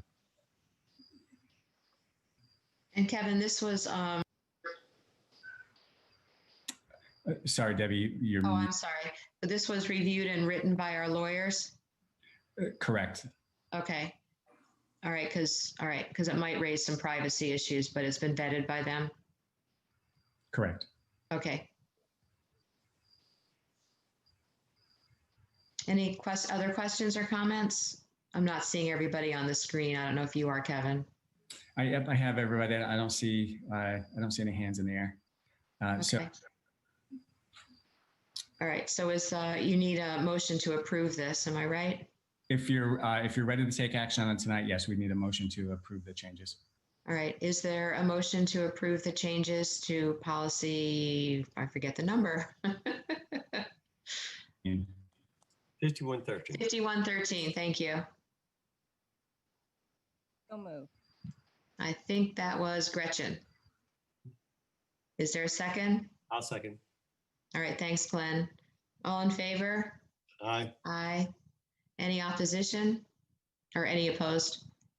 All right. That's also approved. Thank you. And the next one? So the next one, I'll share my screen again. Is this the visitors one? Visitors policy, correct. So this is a new policy. And this we're adopting in light of COVID-19. But here, I'll just, for the sake of everybody, I'll just read it. It's short. But the Wilton Board of Education welcomes visitors to its school buildings. Upon arrival, all visitors and observers must comply with any and all applicable building security procedures, including but not limited to utilizing security buzzers for access, complying with requests for photo identification, reporting directly to and signing in and out of the visitors reception area, the school office, prominently displaying visitors badges or other identification required for visitors to the school buildings, limiting access to those areas of the buildings and grounds for which the visitors or observers have authorized access, and complying with directives of school officials at all time. All visitors and observers permitted into school buildings or on school grounds must comply with all school health and safety protocols in place at the time, including any health screening protocols. Due to the COVID-19 pandemic, the board may limit or restrict visitors based on the guidance of federal, state, and local authorities. Okay, so that's yes. Yeah, Kevin, I had, when I printed this out, I have two different policies. I have the longer version, which goes into great detail about the process. And this came as a separate policy, this paragraph. This is the policy. The other piece is the regulation that accompanies the policy. That just stipulates the procedures. What regulation? Well, they both say policies and regulations. So okay. All right. Great. Yeah, the shorter version is the policy that we need to approve, and then the regulations we can look at. But it's up to question, but it's up to Kevin. They don't need to be approved. Yeah. Okay. All right. Kevin, you saw my earlier language thing. It's kind of funny because you say the Wilton Board of Education welcomes visitors to its school buildings. Yeah. And then the rest of it is you kind of don't.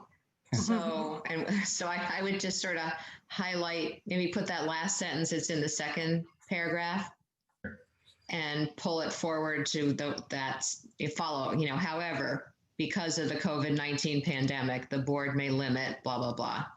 Yeah, I'm happy to make the change as long as the policy committee is comfortable with that. Yeah, it's just a style thing. It's just kind of funny. We welcome you, except not really. So I think people need to understand that obviously we need to restrict visitors during this time to the extent that we can. Yeah. Okay, is there a motion to approve it? Moving, just making that stylistic change with bringing that last sentence to following the first sentence. So moved. Thank you, Mandy. Is there a second? Second. Thanks, Glenn. All in favor? I can't see people, so. Aye. Aye. Aye. Any opposed? Okay, that's also approved. Thank you. Great. Okay, and so the last one for this evening is one that is also a new policy and set of regulations that we had talked about conceptually in the last several weeks. So this is policy 6114.82. It is the health and safety protocols related to the COVID-19 pandemic. This was also a policy recommended by our attorneys that our policy committee reviewed. So bear with me, and just for the sake of clarity and discussion, I'll read it for you. The Wilton Board of Education recognizes the importance of protecting the health and safety of students, staff, and the community during the COVID-19 pandemic. The board thus directs the administration of the Wilton Public Schools to develop health and safety protocols consistent with applicable laws, rules, regulations, requirements, and related guidance in the development of such protocols. Compliance with such health and safety protocols shall be mandatory for all individuals while on school property or participating in a school-sponsored activity, unless a legally recognized exemption or exception applies. Failure to comply with such health and safety protocols may lead to disciplinary action for students and staff and exclusion from school property or school-sponsored activity for members of the community in accordance with applicable laws, rules, regulations, and/or board policies. The administration shall provide appropriate notice of such health and safety protocols. Notice may be provided by way of an electronic mail, regular mail, website posting, student handbooks, employee handbooks, and/or any other appropriate methods. So that's the policy. And then why don't we take a look at the regulation, since this is such an important one. So give me 1 second, please. There it is. Okay. Great. So back to the screen share. I lost my cursor. All right. Okay, so now you're viewing the accompanying regulation. And so, again, I won't read this whole thing, but I'll just top line it for you. So that first paragraph's a summary of the policy, and then just the regulations. So, the first stipulation is that students and staff must perform a health self-assessment prior to leaving school. If they have any of these symptoms, they must notify the school immediately. If students, staff who are experiencing symptoms of COVID-19 or have had close contact, they must return home or remain home. The face covering provision is one we're all familiar with. All individuals must wear a protective face covering or face mask. And you can see the exceptions here. Unless you have a legally recognized exemption or you're taking a school sanctioned mask break. So we did make a note that, per the CDC guidance, masks with exhalation valves really aren't recommended, and so they shouldn't be worn in school. We also now have new Connecticut DPH guidance and recommendations for the kinds of face coverings that are most appropriate. So in that guidance, the state's suggesting KN95 masks, surgical masks, and cloth masks are all appropriate. What they're not recommending for use in schools are N95 respirators, and that's because there is an ongoing shortage of those, and those are really intended for healthcare workers. Neck gaiters, bandanas, or exhalation valve masks. And the question about neck gaiters and bandanas came up, and in that Connecticut DPH guidance, they do expound on it.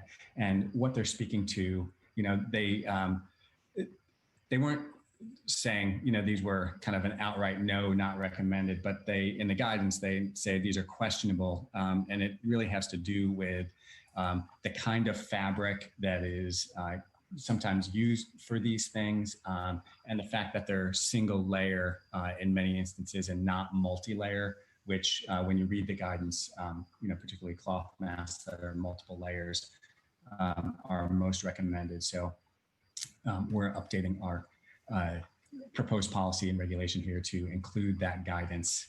Moving on from face coverings, social distancing is another very important mitigation strategy for us.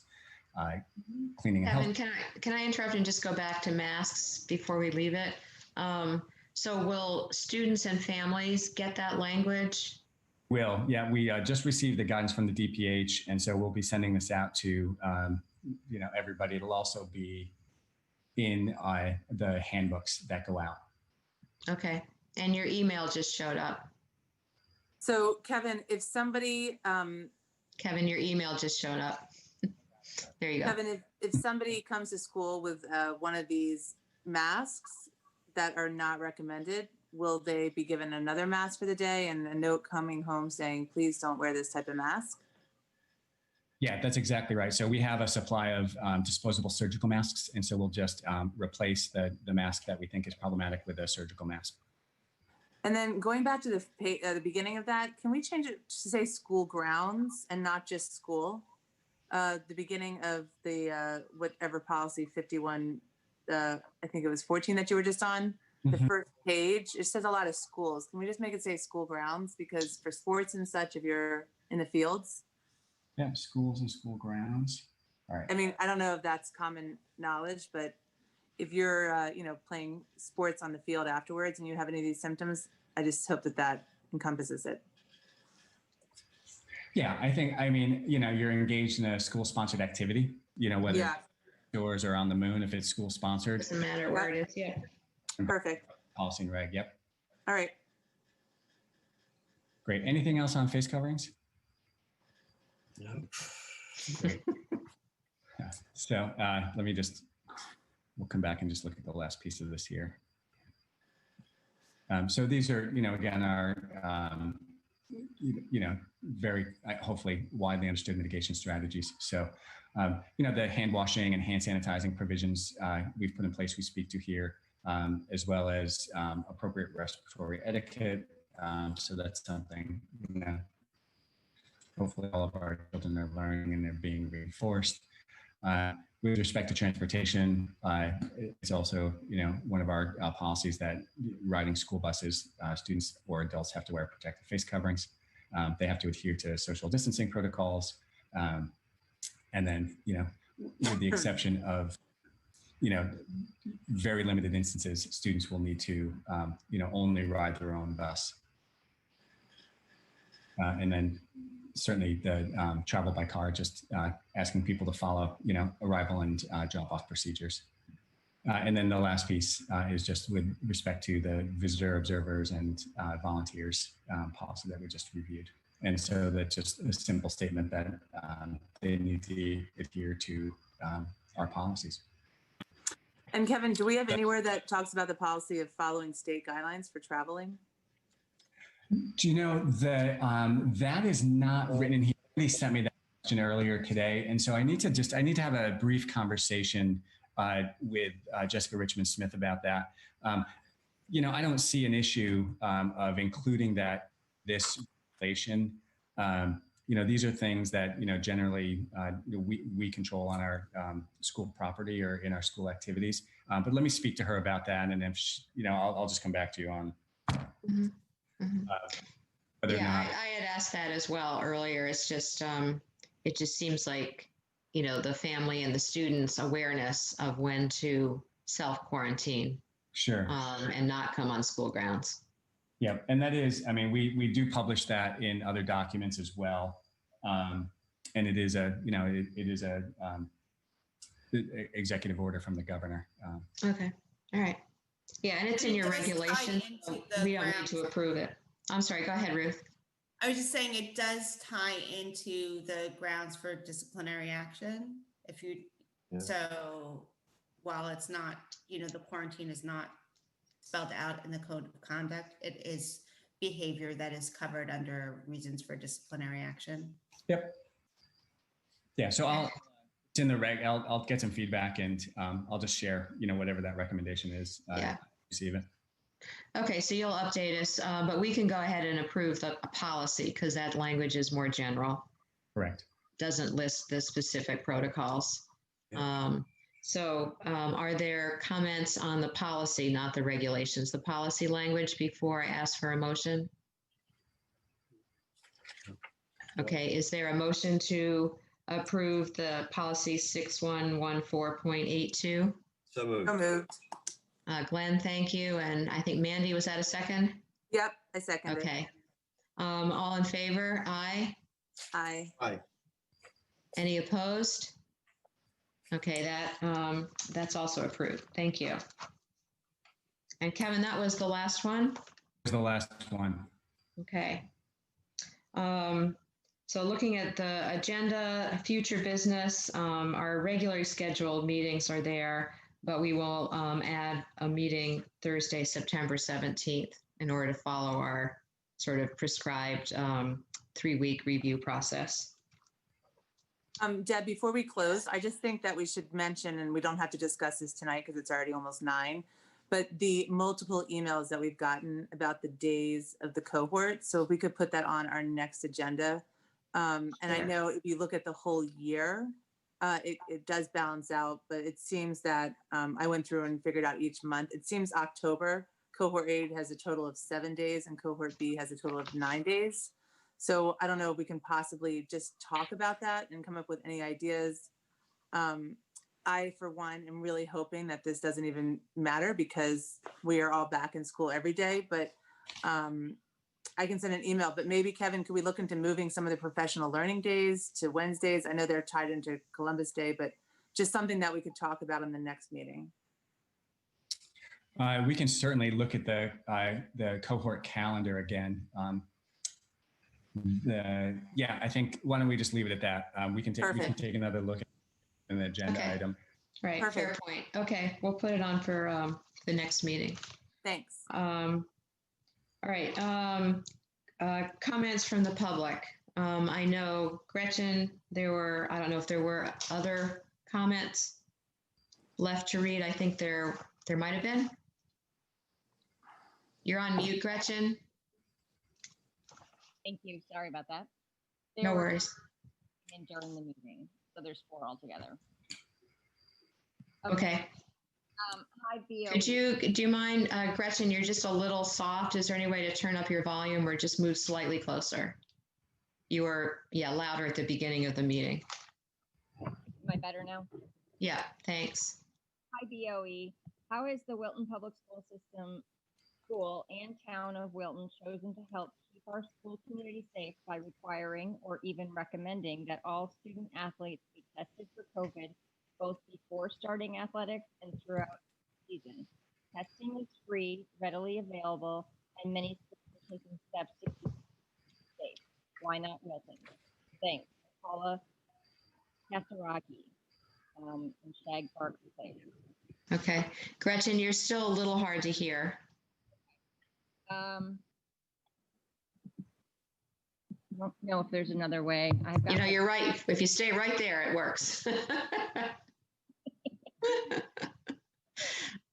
big head now.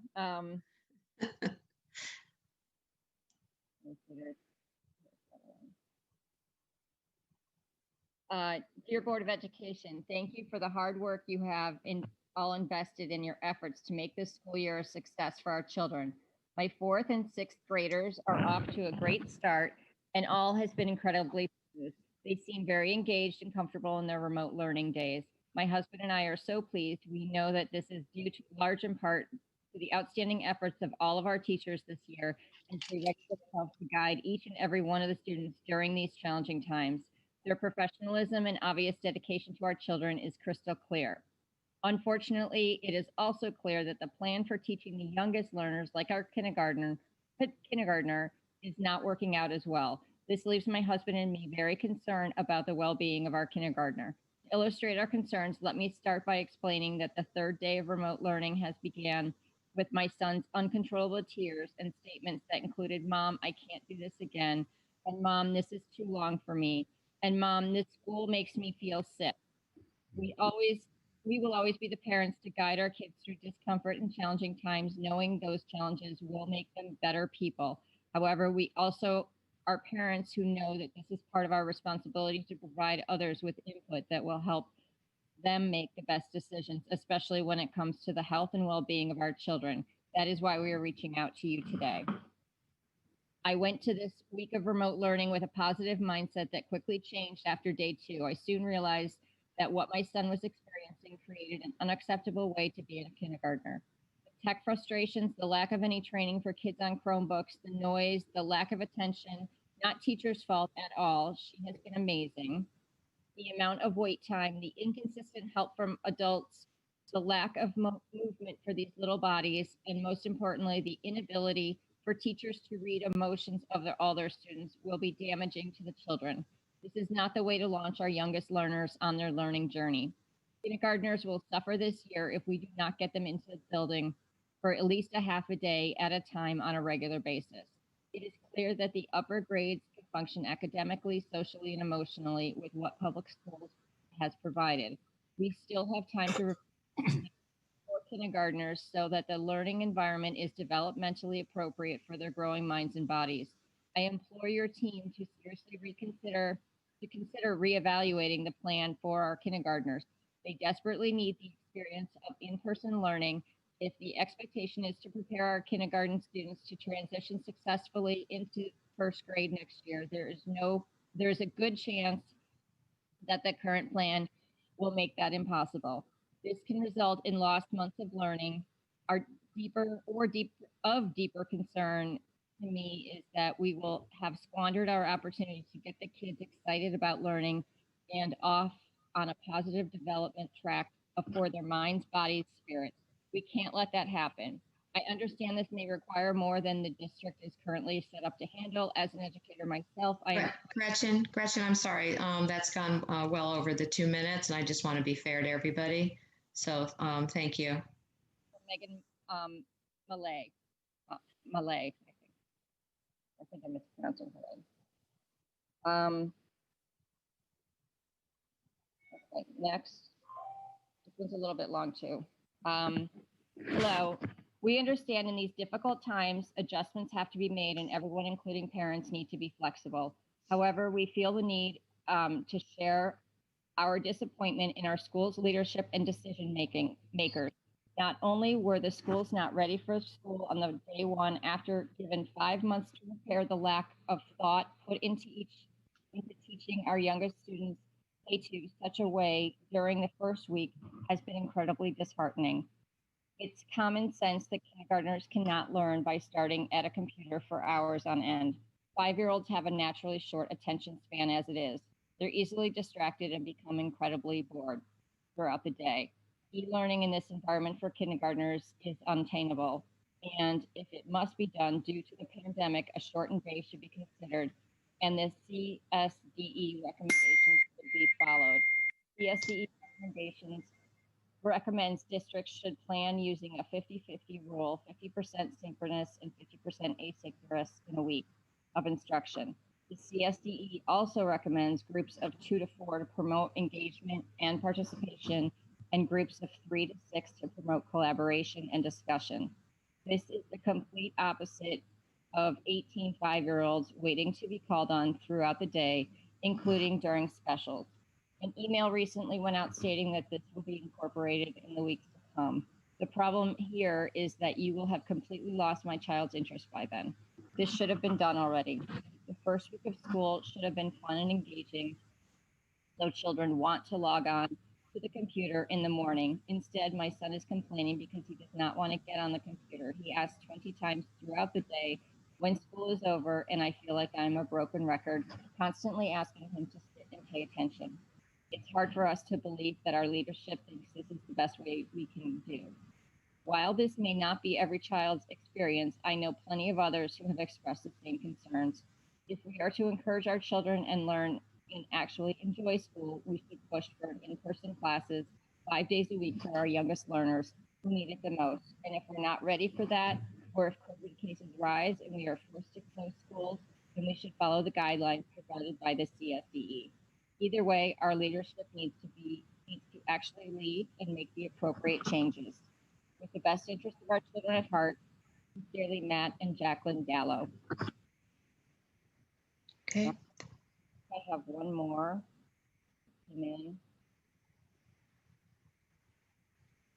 Oh, nope, that was one I'd already read. So no, that's all. Okay, thank you. All right, well, thanks everyone again for a rather long meeting, but really informative in terms of seeing the teamwork that's been going on and all the effort and a very honest assessment, the good, the bad, and the challenging left. To Mandy's question, are you ready for next week? It sounds like it, and we're really heartened to hear that. So we wish you, all the luck in the world, and you have our support, and we will be back here next week. And thanks to our families as well. You've been terrific partners. So we'll be talking more about the kids in a different model next week.